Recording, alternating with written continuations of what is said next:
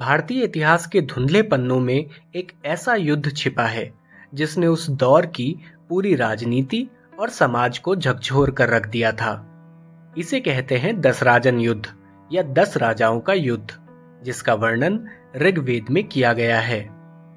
एक समय था जब आर्यवर्त की भूमि पर अलग अलग जनजातियां अपने अपने साम्राज्य और प्रभाव के लिए संघर्ष कर रही थी। परुष्णी नदी, जो आज रावी नदी के नाम से जानी जाती है, के किनारे यह कहानी शुरू होती है, जहां एक योद्धा और एक साधारण राजा ने 10 शक्तिशाली राजाओं के गठबंधन का सामना किया। उनका नाम था राजा सुदास, और इस युद्ध ने न केवल उनका बल्कि पूरे भरत कुल का इतिहास बदल दिया। कहानी यूं शुरू होती है कि राजा सुदास, भरत कुल के एक योद्धा राजा, ने अपनी सूझबूझ और साहस से आर्यवर्त के कई क्षेत्रों में अपना प्रभाव स्थापित कर लिया था। वह न केवल एक कुशल योद्धा थे, बल्कि एक सच्चे रणनीतिकार भी थे। राजा सुदास के पुरोहित गुरु वशिष्ठ उनका हर कदम पर मार्गदर्शन करते थे, जिससे उनकी विजय सुनिश्चित होती जाती थी। लेकिन जैसे ही राजा सुदास का प्रभुत्व बढ़ा, कई जनजातियां उनकी शक्ति से असंतुष्ट हो गई। दूसरी ओर उनके पुराने पुरोहित गुरु विश्वामित्र थे, जो अब सुदास के विरोध में खड़े हो गए थे। विश्वामित्र ने 10 प्रमुख जनजातियों को एक साथ लाकर सुदास को हराने की योजना बनाई। इनमें पुरु, यदु, तुर्वश, अनु जैसी शक्तिशाली जनजातियां शामिल थी। विश्वामित्र की प्रेरणा से 10 राजाओं का यह गठबंधन तैयार हुआ, और वे सभी राजा सुदास को हटाने के लिए एक ही संकल्प में बंध गए। 10 राजाओं का गठबंधन एक भयंकर तूफान की तरह परुष्णी नदी के तट पर पहुंचा। एक ओर थे 10 जनजातियों के योद्धा, और दूसरी ओर थी राजा सुदास की छोटी सी लेकिन दृढ़ सेना। परुष्णी नदी उस रात एक गवाह बनी, जिसने भारतीय इतिहास के सबसे पुराने और सबसे कठिन संघर्षों में से एक को देखा।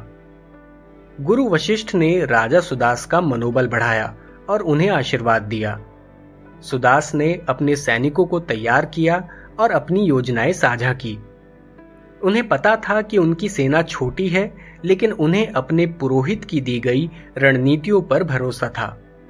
उन्होंने अपनी सेना को नदी के किनारे व्यवस्थित किया, ताकि प्राकृतिक सुरक्षा का लाभ उठा सकें। दूसरी ओर 10 जनजातियों की विशाल सेना किसी अजय ताकत की तरह प्रतीत हो रही थी। रात गहरी थी और 10 जनजातियों की सेनाओं ने परुष्णी नदी पार करनी शुरू कर दी थी। तभी राजा सुदास ने अपनी योजना को अमल में लाने का समय समझा। सुदास ने अपने योद्धाओं को इशारा किया और उनकी छोटी सेना नदी के उस पार से अचानक तेज हमला करने लगी।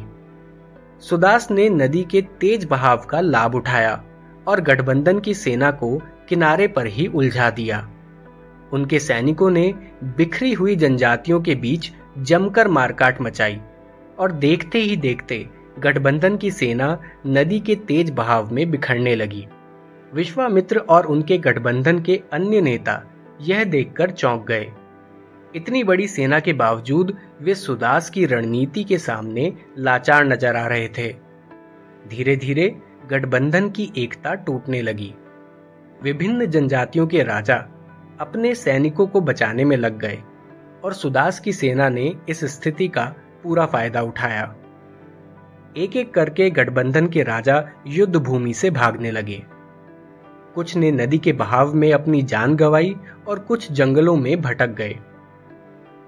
आखिरकार राजा सुदास ने इस विशाल सेना को पराजित कर दिया। इस महान विजय ने पूरे आर्यवर्त में सुदास और उनके भरत कुल का सम्मान बढ़ा दिया। यह युद्ध सुदास के लिए केवल एक विजय नहीं थी, बल्कि एक प्रमाण था उनकी कुशलता, धैर्य और रणनीति का।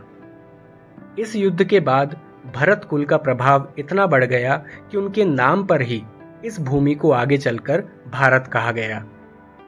10 राजन युद्ध न केवल शक्ति और संकल्प की गाथा है, बल्कि यह भी सिखाता है कि संख्या की ताकत से ज्यादा महत्वपूर्ण एकता और कुशलता होती है।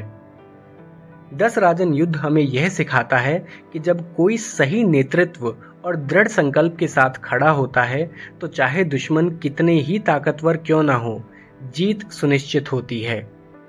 सुदास ने यह साबित कर दिया कि केवल बाहरी शक्ति से नहीं, बल्कि बुद्धिमत्ता और एकजुटता से ही असली विजय प्राप्त की जाती है। यह युद्ध भले ही इतिहास के पन्नों में गुम हो गया हो, लेकिन इसकी गूंज आज भी हमें सिखाती है कि कठिन परिस्थितियों में धैर्य और सही रणनीति से हर परिस्थिति पर विजय पाई जा सकती है।